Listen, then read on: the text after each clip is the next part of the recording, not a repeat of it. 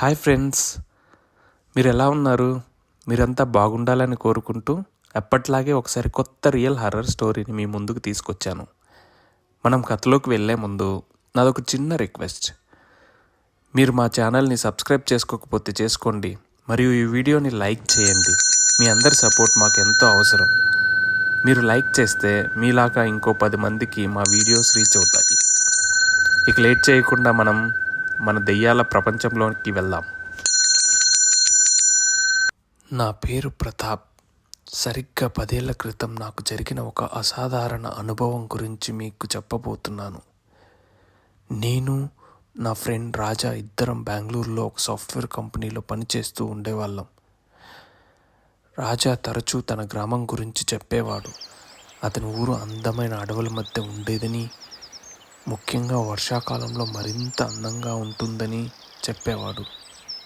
అతని ఊరి పేరు కుర్రపల్లి. అది నెల్లూరు జిల్లాలోని ఒక మారుమూల గ్రామం.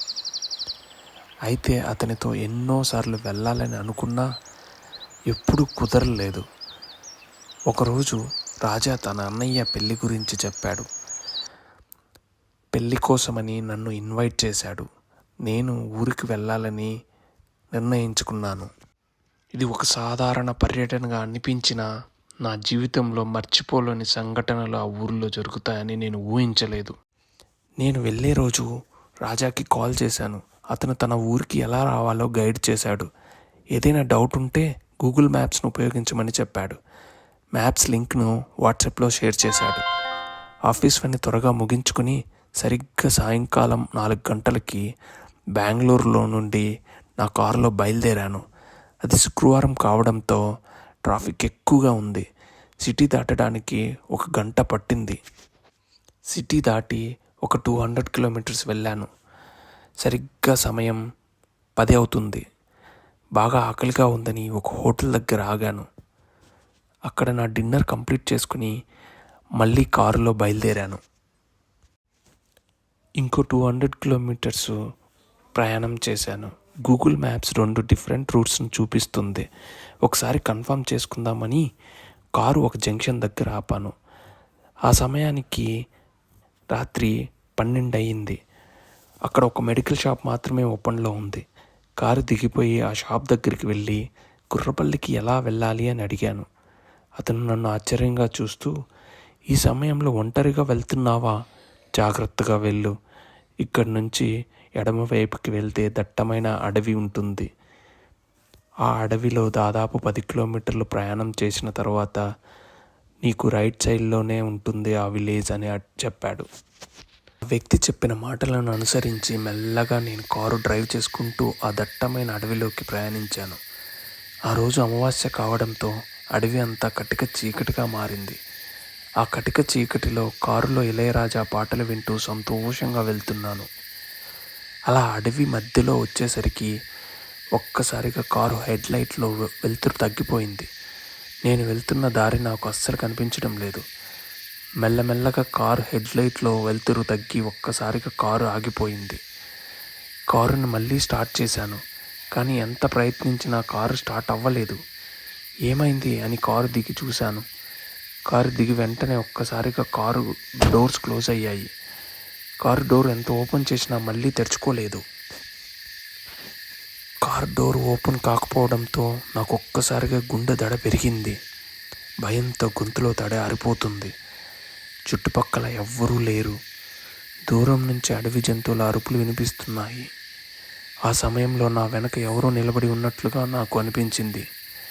తిరిగి వెనక్కి చూశాను, కానీ అక్కడ ఎవ్వరూ లేరు. భయంతో నా కాళ్ళు చేతులు వణకడం మొదలైనవి. ఇక్కడ ఉంటే ప్రమాదం అని నాకు అనిపించింది. నా దగ్గర ఉన్న మొబైల్ లైట్తో భయంతో ముందుకు నడిచాను. అప్పటికి కూడా నా వెనక ఎవరో వస్తున్నట్లు అనిపిస్తుంది, కానీ తిరిగి వెనక్కి చూడకుండా వేగంగా నడిచాను. కొంత దూరం వెళ్ళాక ఒక వెలుతురు కనిపించింది. ఎవరో అక్కడ ఉన్నారని కొంచెం ధైర్యం వచ్చింది. ఆ వెలుతురు చూస్తూ అక్కడికి మెల్లగా చేరుకున్నాను. అది ఒక చెక్కతో చేసిన ఫారెస్ట్ హౌస్. ఆ హౌస్ దగ్గరికి వెళ్ళి కాలింగ్ బెల్ కొట్టాను. అప్పుడు ఆ ఇంటి ఓనర్ వచ్చి తలుపు తీశారు. ఆ ఇంటి ఓనర్ నన్ను ఎవరు మీరు అని అడిగారు. నేను జరిగిన కథ మొత్తం ఆ ఇంటి ఓనర్కి చెప్పాను. నేను ఈ ఒక్క రాత్రి మీ ఇంట్లో ఉంటానని ఆ ఇంటి ఓనర్ని అడిగాను. ఆ ఇంటి ఓనర్ సరే అని ఒప్పుకున్నారు. ఆ ఇంటి ఓనర్ మరియు అతని భార్య, వారికి పుట్టిన ఒక చిన్న పాప కూడా ఉంది. వారి పాప చాలా ముద్దుగా అందంగా ఉంది. అంతా బాగుంది అన్న కొంత సమయానికి ఒక్కసారిగా కరెంటు పోయింది. వెలుతురుగా ఉన్న ఇల్లు ఒక్కసారిగా చీకటిగా మారింది. నాకు ఇక భయం మొదలయ్యింది. నా గుండె దడ పెరిగింది. భయంతో ఒళ్ళంతా చెమటలు పట్టేశాయి. అప్పుడు ఆ ఇంటి ఓనర్ అగ్గిపెట్టెతో కొవ్వొత్తిని వెలిగించారు. అప్పుడు ఆ ఇంటి ఓనర్ ఇది ఫారెస్ట్ ఏరియా కాబట్టే కరెంటు ఎక్కువగా ఉండదని చెప్పాడు. మీరు ఎక్కువగా టెన్షన్ పడకండి, మీకు ఏమీ కాదు అని ఆ ఇంటి ఓనర్ నాకు ధైర్యం చెప్పాడు. ఆ ఇంటి ఓనర్ నాతో చెప్పిన మాటలు నాకు ఒక్కసారిగా తిరిగి ఊపిరి వచ్చినట్లు అనిపించింది. మీరు చాలా టెన్షన్ పడిపోయినట్లు ఉన్నారు. మీరు ఈ రూమ్లోకి వెళ్ళి రిలాక్స్ అవ్వండి. మళ్ళీ ఉదయం మీరు వెళ్ళిపోవచ్చు అని ఆ ఇంటి ఓనర్ నాకు ధైర్యం చెప్పాడు. అప్పుడు నేను ఆ రూమ్లోకి వెళ్ళాను. నేను చాలా అలసిపోయి ఉండటం వల్ల చాలా బాగా ఆ రాత్రి నిద్రపోయాను. మరునాడు నేను నిద్రలేచి ఆ రూమ్ నుంచి బయటకు వచ్చాను. విచిత్రం ఏంటంటే ఆ ఇల్లు రాత్రి చూసిన ఇల్లు కంటే చాలా దారుణంగా ఉంది. ఇల్లు మొత్తం చెదలు పట్టింది. అక్కడక్కడ సాలెపురుగులు గుళ్ళు కట్టుకున్నాయి. ఆ ఇంట్లో ఉన్నవారు ఎవరూ కనపడలేదు. నాకు ఒక్కసారిగా భయం వేసి నేను ఆ ఇంటి మెయిన్ డోర్ వద్దకు వచ్చి తలుపు తీసే బయటికి పారిపోయాను. ఆ ఇంటి నుంచి బయటకు వచ్చిన తర్వాత అప్పుడు దూరంగా ఒక పాల ట్యాంక్ లారీ ఆ దారిన వెళ్తుంది. ఆ లారీ డ్రైవర్ నన్ను చూసి లారీని ఆపాడు. ఆ లారీ డ్రైవర్, ఎవరు మీరు, ఈ ఇంటి దగ్గర ఏం చేస్తున్నారు అని అడిగాడు. నేను జరిగిన కథ మొత్తం చెప్పాను. అప్పుడు ఆ లారీ డ్రైవర్, ఈ ఇంట్లో ఉన్నవారు 2 సంవత్సరాల క్రితమే ఆత్మహత్య చేసుకొని చనిపోయారు. ప్రతి అమావాస్య రోజున ఈ ఇంట్లో ఎవరో ఉన్నట్లుగా మాటలు వినిపిస్తూ ఉంటాయని, ఇక్కడ ఉండటం అంత మంచిది కాదు అని, ఇక్కడి నుంచి త్వరగా వెళ్ళిపోండి అని చెప్పాడు. ఆ లారీ డ్రైవర్ చెప్పిన మాటలు విన్న వెంటనే నాకు ఒక్కసారిగా చావుని దగ్గరగా చూసినంత పని అయిపోయింది. అక్కడి నుంచి త్వరగా నడుచుకొని నా కారు దగ్గరికి వెళ్ళాను. నా కారు డోర్ తీయగానే డోర్ ఓపెన్ అయ్యింది. కారుని స్టార్ట్ చేశాను. కారు ఒక్కసారిగా స్టార్ట్ అయ్యింది. అక్కడి నుంచి కుర్రపల్లి అనే గ్రామానికి వెళ్ళిపోయాను. ఈ రోజుకి కూడా నాకు ఆ ఇల్లు, అందులో ఉన్న మనుషులను తలుచుకుంటే నాకు ఆశ్చర్యం వేస్తుంది. ఇదే ఫ్రెండ్స్, మా ఫ్రెండ్ ప్రతాప్కు జరిగిన ఒక అసాధారణ అనుభవం. మీ జీవితంలో కూడా ఇలాంటి అనుభవం ఎప్పుడైనా జరిగి ఉంటే దయచేసి కామెంట్స్లో మాకు తెలపండి. మీకు ఈ వీడియో నచ్చినట్లయితే లైక్ చేయండి, సబ్స్క్రైబ్ చేయండి.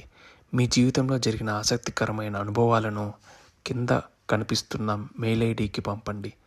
మేము దానిని కథగా మలిచి మా ఛానల్లో అప్లోడ్ చేస్తాం.